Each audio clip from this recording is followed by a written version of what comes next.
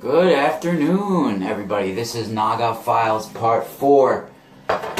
And this is a special edition for all the new subscribers out there who have asked me to talk of my ayahuasca experience. So this was back in 2003, early 2004, late 2003, December or January, somewhere around there. And it was maybe a few months before that. I'm not sure exactly the month it was, but I spent a couple of months out in Brazil at that time, and the way I ended up out there is pretty mysterious in itself. From some weird guy in California who gave me the money to go, and I feel like he was some kind of programmer working for the it's a whole story, and I went into it in some of my interviews as well, so I'm not gonna, that's not, that's a whole, another story in itself, how I ended up out there. But the goal to go out there was also to train in my Muay Thai and to have this ayahuasca experience. And I was told beforehand to not have any sex, don't watch any TV, don't drink for a few days, don't do any drugs, don't eat any like cheeses or hard like Cajun foods, or nobody who's on like antidepressants or medication should do it, or have bipolar issues. So I was checking off all the checks before I went and make sure. I mean, that's what people gotta understand though.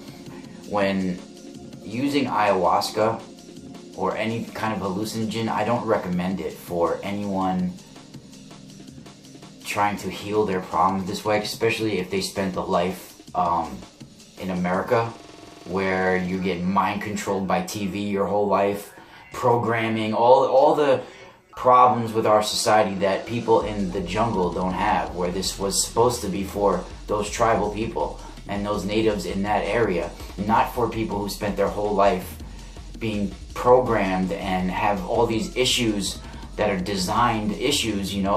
They're not, that all comes out. A few days of preparation doesn't prepare somebody sometimes for what will emerge, during an hallucinogen experience. DMT, ayahuasca, anything, LSD, mushrooms, anything like that, I really wouldn't recommend it for healing. I know some people say it can be used in that way, and it can, but it's like playing Russian roulette with your soul. That's it can work, but it's like I said, it's like it's like loading up and putting it right to your spirit and saying, okay, we're gonna take a gamble, and you never know what kind of shaman you're gonna deal with, what kind of batch you're gonna have, what kind of anything that can happen. It's really like playing Russian roulette with your soul. That's the best way I can explain it. And it could be a good thing for some, but a natural approach without any kind of mind-altering brew or drug is the best way to have any kind of healing or shamanistic experience. And so basically this brought me, it brought me to the edge of Peru and Brazil. I think it's called the Acre River, around there. And that area has many different shaman, not many, but a few different shaman who specialize in ayahuasca. And, they called it also yage, which is like spelled Y-A-G-E. And even like people like William Burroughs wrote books about his experience or something with it. But I mean, William Burroughs is a good author, but let's face it, he was a junkie pedophile, in many ways. And I mean, some of his books are good, but I'm not like a big Burroughs like fanatic. I did read a couple of his works, The Junkie I read, and Naked Lunch and stuff like that. But he was like some kind of junkie, child molester, pedophile who's into little boys, and So, but he did write something about yage and ayahuasca. I know I read an article about something that he wrote about it. But before that, you know, before the like 1960s even, you know, it was never really even heard of here. You know, it's like I said, it's not meant for Western culture. It's really not. It's not meant for the child growing up in this, you know, culture to experience that as he's becoming a man. It's a lot of things can go wrong, and without the appropriate, you know, shaman or upbringing and preparation, I mean, it can really go wrong. You could die. It could lead to murder. It could lead to rape. It could lead to a whole bunch of things, and that goes on with some of these shaman. Sexual molestation goes on with some of them. You get robbed. You never return. You know, a lot of things can go wrong. So I ended up, like I said, near the Acre River. It's spelled Acre, like A-C-R-E, and you know, it's like a long process. It's when you drink it, it's very muddy, like grainy, herbally, you know, and you have this sense of elation after like you know, you do throw up for a while, you know, but there's this sense of like a serenity that comes over you eventually. And when, you know, see these shaman too, this was back, you know, 14 years ago, so maybe it's better now in some ways, but this guy like went home and had dinner with his family. He left us after a while. Like, he didn't stick around, you know, and we were like off. So, you know, that area became like a grid, a pattern for me. And, you know, it was like technology everywhere, like the forest was speaking to me. And eventually what manifested was all of my problems and anything that bothered me throughout my whole life and bothered my soul came to life. I mean, it was like those Ray Harry, who's in shows like Jason and the Argonauts and those movies where those walking skeletons with like swords and shields. Like, I was battling lies I've told in my life that were actual people and like skeletons, and I was battling them. And then the part that led to what I call astral snakes now, or at the time I was calling them karma snakes. And this is why I call this part of my Naga files, because I would say 90% of my experience was serpent based. The whole forest, like I said, became a grid, some kind of pattern, grid-like pattern, and the trees all were, it's hard to explain, but it was very like geometric like almost. And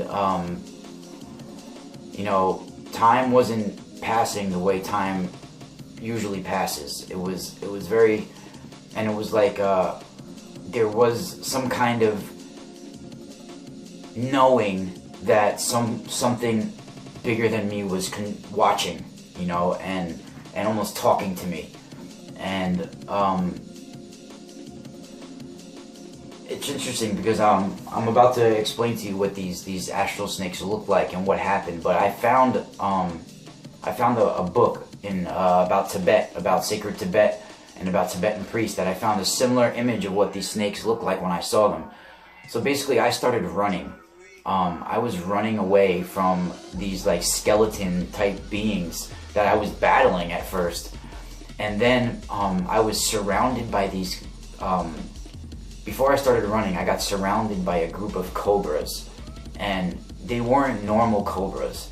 These things were like 4 or 5 feet in height when they were, you know, like when they would, a cobra will stand erect, you know, on his tail like he's about to strike, and he can like glide and come at you and hover like that, almost like he's standing up on his, like a cobra standing up, and he could just slide at you, like glide. They were all standing like this around me, and they were like see-through but dull fluorescent colors, like red and blue fluorescent colors, but very dull, and you could see through them. It was like the outline of snakes, and they were all up like 4 feet off the, you know, from the ground up to where their head was about 4 feet high, and they were all hovered around me. And like I said, they're these dull neon, not a bright neon, a dull neon see-through. And they were all around me, and they were hissing, but they were telling me lies that I've told and telling me things I've done wrong. And you know, they knew about me, and my impression was that they wanted to steal my eyes for things that I've seen, things that I've looked away from, things I'm about to see, everything that had to do with my foresight and my second sight, you know, all my consciousness and my sight, things that I looked past in my life, you know, every kind of metaphor that had to do with, you know, seeing things. And I felt like they were trying to take my eyes, and they were basically telling me that they're going to take them, you know. So I was about to run before they were all surrounding me, and I was about to take off, you know. So before I left, I was scanning them all, and they basically looked like this. This is a book about sacred Tibet that I found, and this is basically what they looked like. These see-through snakes here, these like reddish and blue snakes. That is basically what I saw, you know, and they surrounded me. And when I was running from them, I came to a tree. Like, I eventually came to a tree, and I never tried to actually grab one of them or fight them at all. I was just running. And when I finally came to a tree, it was like these broad leaves. It was like more like a large plant or whatever it was, but you know, like, even like when I would like scream, or I would hear like a jaguar, or I would hear like a big cat or something in the jungle, it would like, I would see the noise from it rise off the ground, the vibrations like that. Like, it was all some pattern, and everything that made a sound, I saw the shape and the vibration it made off the jungle floor and off the trees. Like, it was really alive. And I came to this tree where there was a round circular leaf, and there was water, like something dripping off the leaf, like a little bit of water dripping off the leaf. So I stepped underneath the water, and it became like a waterfall. Like, I was stepping in it and bathing in it. And when I looked around, I could see all the patterns and everything coming off the water that was hitting off me and hitting off. Like, I looked around, and it became rocks, and I was underneath a waterfall, and I was bathing underneath it, but it really was just that tree and that little bit of water coming off of it, but it became a waterfall, right? And I saw like clouds separating out of the rocks, and I was on the edge of a cliff, you know. It was like I was at the waterfall, and I was bathing in it, and like the snakes had surrounded me, and they had these red, angry, shaken eyes. Their eyes were like shaking red, and they were angry, and they wanted to take, you know, my eye. Like, it was like a moment where I felt like I could die unless I stepped inside the waterfall. And I was talking to myself, you know, will the water wash away my insecurities, my lies? Will it wash away the way it does dirt? Will it wash away that? So I'm stepping through the waterfall, you know, and stepping through it, and I'm thinking, you know, let it wash away all my pain. Let it wash away my insecurities. And I was like, I had to really fight myself and believe that the water was going to save me, and these snakes were not going to get me. I mean, if I felt like I could have died. So like, if I didn't have the soul experience to have this waterfall, I don't know, I thought about it for years. It's like I manifested this waterfall maybe, and it was a weapon to use against these astral snakes. I called them karma snakes for years, but then I realized they're astral snakes, because when we are not grounded completely, and we go through our whole life of TV and insecurities and people at school, you know, and this and that and friends and all this self-conscious stuff that develops, and all this stuff that happens throughout our lives, the way America and the world has designed it, you know, we develop insecurities and different things. And if we're not grounded and we open up the astral realms, we tend to pick up the lower astral entities. And that's what I feel these astral snakes were, these lower astral entities that were feeding, you know, off of all my negativity in my life and trying to attach themselves to me, you know, and get stuck in my consciousness, in my eyes, you know, my third eye. And I really feel that. And for someone that wasn't that wouldn't be prepared for something like that. Like, I went through a whole life of spiritual thoughts and different things, but then I went through a period of drugs that led through all my lies and problems, you know, that arose when I did this. So, you know, it was a time where I thought I was gonna die in that jungle, and it's not something I recommend somebody just going out and doing, because so many things could have went wrong. You know, thank God I did make it out all right, and everything did, you know, turn out all right. But you know, it's a crazy experience, and that is my part 4 of my Naga files, and that is the Astral Snakes and Ayahuasca edition. So for those who were asking about my ayahuasca experience, there you go. And I could get more in detail about these astral snakes. Astral Nagas can also manifest themselves as lightning and fire. You know, so there are different versions of these astral serpents and entities. Even my, you know, that one vision I had with the red snakes on the wall that I feel was the Apophis, servants of Apophis, you know, and my friend, my buddy Eve Lorgan, you can find it at evelorgan.com, she had a dream not too long ago where I was in it as well, and she was battling this red snake, this astral snake, and I came in and like stepped on it, and she could like rip the head off, and like I helped her kill this thing. So like these snakes, these astral snakes, are lower astral entities, I feel, and they are a representation of the reptilians, the Naga, you know, and there are good and bad Naga out there. There are spiritual ones who are the hybrids between human and Draco, and there are the bad ones as well.